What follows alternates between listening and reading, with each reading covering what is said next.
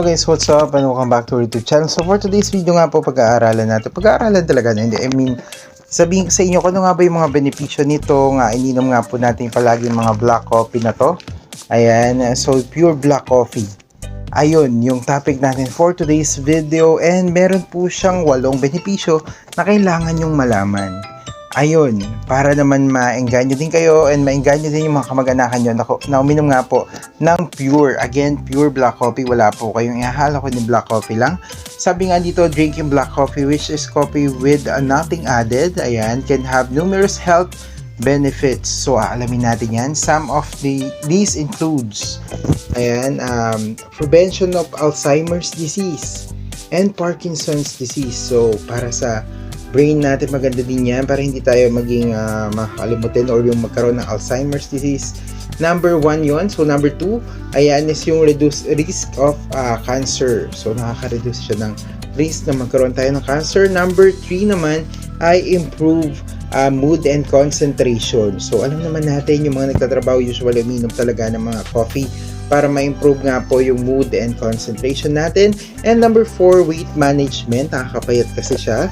Ayan. And number 5, reduce the risk of diabetes and cirrhosis. Ayan. So, kung takot kayo magka-diabetes or cirrhosis, ayan, maganda nga po ang pure black coffee. Sorry sa naririnig nyo, pero yun na nga.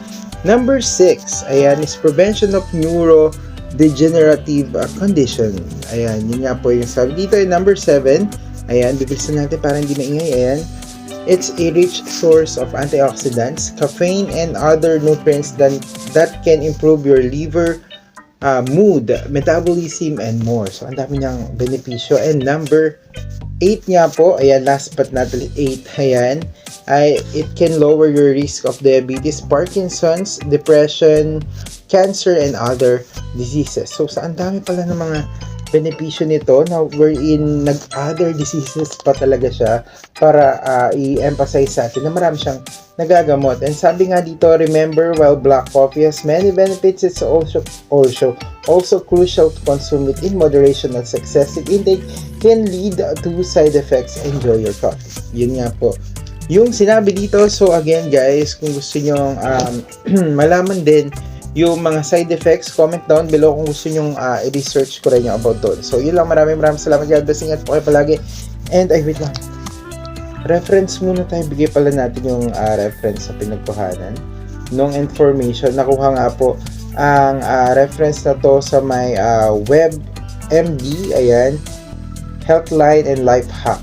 Yun nga po yung mga sources natin. Yun lang, maraming salamat. Mag-comment, mag-like, and mag-subscribe po kayo. Hit nyo na po yung notification bell and share nyo na po yung video nito para naman makita po na ibang mga kamag-anak nyo. Yun lang, maraming salamat. God bless, ingat po kayo palagi. Thank you, bye-bye.